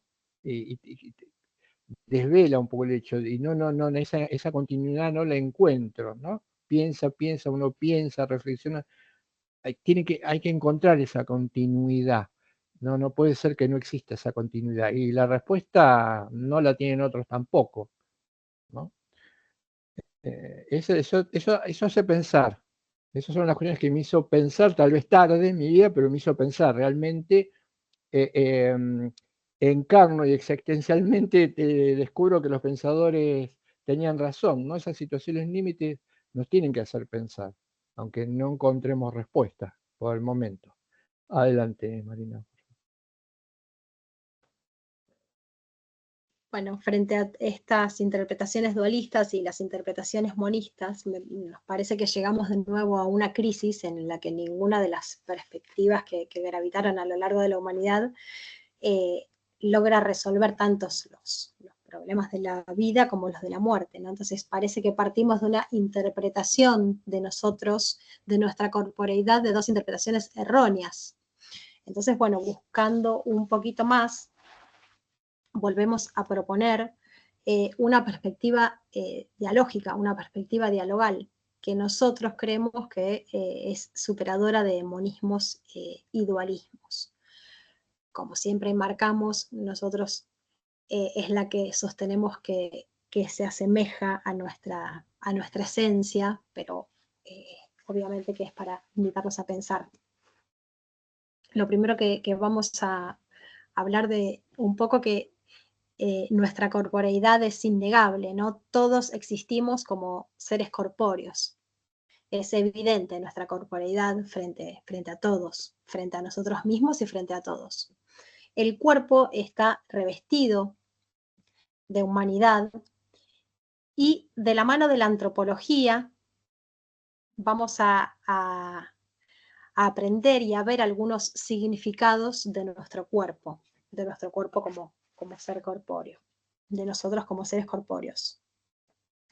Y lo primero que vamos a hacer es, cuando hablábamos de dualismo, mencionábamos mucho el tener un cuerpo, ¿no? Cuando nosotros decimos que un cuerpo se tiene, alguien tiene ese cuerpo, otra cosa tiene ese cuerpo, ¿sí? Eso es el verbo tener, yo tengo algo. Lo primero que vamos a hacer es pasar del verbo tener al ser, ¿sí? Nosotros somos un cuerpo. No tenemos un cuerpo. Es el cuerpo que somos. Pasamos de la categoría de tener a la del ser, ¿sí? Es lo primero que tenemos que hacer para hablar de esta perspectiva dialógica y para corrernos de este dualismo. Ese cuerpo que somos, como decíamos recién, tiene significados fundamentales desde 3 puntos de vista. Estos significados no se separan entre sí, o sea, es una unidad, pero los estudiamos así para poder identificarlos, ¿sí? Desde los distintos puntos de vista, el cuerpo tiene significados respecto de la persona concreta, que vivimos nuestra propia existencia a través de nuestro cuerpo. El cuerpo es nuestro canal de expresión. También tiene significados respecto a los demás, seres humanos. El cuerpo es presencia en el mundo, significa estoy acá. El cuerpo es un lugar de comunicación con los otros, es un medio de reconocimiento del otro, y también tiene significados respecto al mundo material, ¿sí? El cuerpo es origen de la instrumentalidad. Nosotros utilizamos los instrumentos con nuestro cuerpo, ¿sí? Esto significa origen de instrumentalidad. No ver al cuerpo como un instrumento, sino que nosotros utilizamos los instrumentos con nuestro cuerpo. Esa es la relación que tiene nuestro cuerpo con el mundo material. Ahora vamos a ver un poquitito más de estos significados del cuerpo humano, ¿no? Cuando hablamos de expresión, nosotros nos expresamos con el cuerpo, no hay ningún pensamiento formado sin la expresión de nuestro cuerpo, ¿sí? Y la expresión no es solamente palabras, sino son gestos, son silencios, son miradas, todo el lenguaje corporal. Nosotros nos expresamos de muchísimas maneras. Sí, también nuestro cuerpo es presencia frente a la relación con los demás. Cuando nosotros estamos con nuestro cuerpo, estamos presentes para el otro. Esto lo podemos contraponer con la ausencia, y sobre todo, que hoy también la trajimos, a la ausencia permanente que es la muerte, la ausencia total que es la muerte. Esa contraposición hace valorar mucho más la presencia corpórea de todos nosotros. También nuestro cuerpo es apertura. Todo nuestro cuerpo es abierto para relacionarnos con los demás, ¿sí? En alguna de las clases lo mencionamos. Manos para tocarnos, boca para hablar, oídos para escucharnos. Nuestro cuerpo es abierto al diálogo, ¿sí? Abierto al encuentro. Con relación al principio de instrumentalidad, lo que mencionábamos recién, nosotros utilizamos los instrumentos que facilitan nuestra comunicación. Por ejemplo, en este momento estamos usando la computadora, el mouse, los auriculares. Todos esos instrumentos que facilitan nuestro encuentro, los utilizamos a través de nuestro cuerpo. Y también aparece acá un significado del cuerpo, que es el cuerpo como límite. El cuerpo también se presenta como un límite a lo que queremos hacer, ¿sí? A veces queremos llegar de una esquina a otra en un solo paso y no podemos. Y a veces queremos expresar algo y no podemos. Queremos decir algo y el otro entiende otra cosa. Ahí aparece el cuerpo como límite, que eso muchas veces nos lleva al fracaso, a fracasar. Pero ¿qué pasa? Acá, valorizando todos los significados de nuestro cuerpo, pareciera que estamos en un materialismo, pero no. Acá viene la parte interesante y la parte importante de la perspectiva dialógica. Estos significados del cuerpo siempre son ante otro, ¿sí? Ante otro que me quiere. Mi expresión no cuenta si no hay enfrente otro que me quiera, otro que se dé cuenta de mis expresiones, de si estoy cansada, de si estoy contenta, de si estoy triste. La presencia es lo mismo, siempre es ante otro que me quiere. Si piensan hoy desde que se levantaron, si estuvieron en la calle, con cuántas personas se encontraron, no me pueden decir porque se cruzaron con muchísimas personas que no las vieron, ¿sí? A pesar de pasar por al lado de ustedes, no las vieron porque no las conocen, porque no las quieren. Pero si les pregunto quizás con cuántos amigos se encontraron o con cuántos familiares se encontraron, sí me lo pueden decir porque los vieron. Siempre la presencia es ante otro que me quiere. Lo mismo pasa con la apertura. Nosotros somos abiertos hacia el otro que me quiere. También utilizamos nuestro cuerpo, nuestro cuerpo para utilizar los instrumentos para la convivencia con el otro que me quiere. Y este límite, este fracaso del que hablábamos, el a veces sentirnos mal por no haber podido hacer algo con nuestro cuerpo, también es ante el otro que me quiere. Entonces, decía Negri, que quizás a ese otro haya que llamarlo alma, ¿sí? Que no está dentro de nosotros, como propone Platón, sino que está fuera. Y esa alma, ese otro, aparece en el encuentro. Negri siempre decía que cuando me encuentro con el otro me animo, ese ánimo que viene de alma. En cambio, cuando me desencuentro con otro, me desanimo. El otro vuelve a aparecer acá como una parte constitutiva de nosotros mismos, de nuevo, frente a lo que somos como corporeidad. El otro aparece, es innegable que el encuentro es una parte sustancial, una parte esencial de nuestra vida. Negri decía que mi cuerpo nada significa si no hay un otro al lado. El otro me constituye. El ser personal es una suma de nuestro cuerpo y del otro. No tiene sentido el cuerpo sin el encuentro y no es posible el encuentro sin el cuerpo. Ahora la pregunta del millón es, ¿cómo resuelve esta postura el misterio de la muerte? Y la solución es que luego de la muerte haya un otro, un absoluto, que me quiera, con el que pueda encontrarme. Esto igual es un acto de fe. Si la prueba es imposible, es un acto de fe. Pero también creemos que todo encuentro es un acto de fe. Cuando nosotros salimos a encontrarnos con el otro, siempre está la posibilidad de una actitud de cierre frente al del otro, ¿no? Entonces, todo encuentro es un acto de fe y este también. Esta perspectiva no es un dualismo, vuelvo a repetir, porque no se cumple esto que decíamos, ¿no? Estos dos elementos que no pueden sintetizarse, que están en permanente tensión. No cumplen con la esencia del dualismo, sino que todo lo contrario. Son dos elementos que necesitan estar unidos, necesitan estar juntos. Bueno, y esta es la perspectiva del ser personal como unicidad, para seguir reflexionando. Carlos. Sí, una idea que sería la siguiente. El dualismo tiene mucha presencia en la historia. Incluso hoy día todavía hay ineludiblemente posturas dualistas. Por ejemplo, hay una postura dualista cuando se supone que uno puede tener un contacto o una conversación con alguien que ya no está en el mundo, lo que puede llamar animismo, espiritismo. Todo este tipo de creencias se apoyan en una lectura dualista. No está el cuerpo, pero está el alma en otro lugar. Y hoy, esto es siglo XXI. ¿Por qué?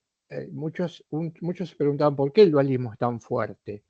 Y dan una respuesta. Dicen que el dualismo es muy fuerte porque uno no se identifica completamente con el cuerpo. Si bien no se piensa o no nos pensamos como elementos separados, no nos llegamos a identificar totalmente con el cuerpo. Entonces, en ese no identificarnos totalmente con el cuerpo, hay como una especie de pasaje muy breve para poder caer en el dualismo. Por eso, hoy creo que lo dijimos, o lo mostró Mariana en una placa, podemos hablar de y alma y cuerpo. Esto no significa que estemos usando lingüísticamente de una manera dicotómica para hablar dos cosas que están conectadas de una manera superficial. Hay una unidad, insistimos, somos un cuerpo, no es mi mano la que mueve el mouse, soy yo el que está moviendo el mouse, o no es mi cabeza que está pensando qué decir, no, es integralmente mi mente, no, soy yo el que está pensando qué decir. Y dijo acá, como si era una cuestión interesante, que hoy la estuvimos tocando así tangencialmente, pero que ahora puede aparecer con más claridad. López Quintás, que es un filósofo español que ustedes conocen, él decía lo siguiente, siguiendo el de la categoría, la diferencia entre tener y ser es de Gabriel Marcel, y López Quintás trabaja esta diferencia. Él dice, ¿por qué tenemos que pasar del tener al ser? Porque el tener tiene que ver con una referencia espacio-temporal y significa hay algo que está fuera de mí. Lo que yo puedo llegar a tener está a distancia de mí. Y en general, esto se predica de los objetos. Supongamos, estiro la mano, tomo este objeto, es un ratón, no forma parte de mi realidad y lo puedo tener, porque además es un objeto. Dicho de manera más vulgar, es una cosa. Entonces, este pensador dice, cuando digo tener algo, esto implica que está por fuera de mí. Hay una relación externa, de distancia, y esto usualmente se puede predicar de las cosas o de los objetos. Tengo un mouse. Pero inmediatamente dice, si se trata de personas o de mí mismo, no puedo hablar ya de tener. Porque, por ejemplo, no puedo decir tengo algo que se llama dedo, falanges o algo que se llama mano. No, es parte de mi realidad. Si yo dijese tengo un dedo, entonces estaría hablando de acá de una relación de exterioridad. Tengo un dedo como si se tratara de un objeto, de una cosa. Y acá es donde se plantea el problema. ¿Por qué? Porque yo con este ratón o con este mouse que tengo entre mis manos, que es un objeto, puedo usarlo, puedo manejarlo, puedo cuidarlo, puedo tirarlo, puedo romperlo o puedo descartarlo. Porque se trata de un objeto. Ahora, ¿podría ser lo mismo con mi brazo, con mi mano, con mi pie? ¿Podría decir tengo un pie, entonces es algo a distancia objeto y me lo puedo cortar y cercenar? Acá hay un problema interesante, es una cuestión profunda, pero también es un supuesto con el que hay que trabajar o con el que hay que lidiar. La idea en la modernidad fue instalar que tenemos, por eso el tener objetos, el tener cosas. Y esto, como de manera indisimulada, se fue extendiendo también a lo corpóreo. Tenemos un brazo, tenemos un estómago, tenemos un ojo. Y entonces, así como con las cosas que tenemos podemos disponerlas hasta eliminarlas, la idea se traslada inmediatamente en este pensamiento o en esta forma de creer a que también si tengo un brazo, una mano, una pierna, me la puedo quitar. Fíjense que esta idea es producto de la modernidad. Para estos autores, si nosotros los consideramos válidos, esto es erróneo. No tenemos. Si hablamos de tener, entonces ya estamos hablando de algo que estaría a distancia nuestro, por fuera de nosotros, como un objeto. Tener solo se puede predicar de los objetos, de la plata, del dinero, de una bicicleta, de un vaso. No lo podemos predicar de nuestra propia realidad. Pero, y esto es lo interesante, y ya lo dejamos, lo cerramos acá, porque es una discusión que se sigue dando muy difícil y hay que darla. Si esto es así, no puedo, con interrogantes, no puedo disponer de mi cuerpo, porque mi cuerpo no es un objeto que está a distancia. Insisto, mis brazos, mis extremidades no están colocadas por fuera de mí. Somos o soy integralmente eso. ¿Mm? Esta es una cuestión difícil.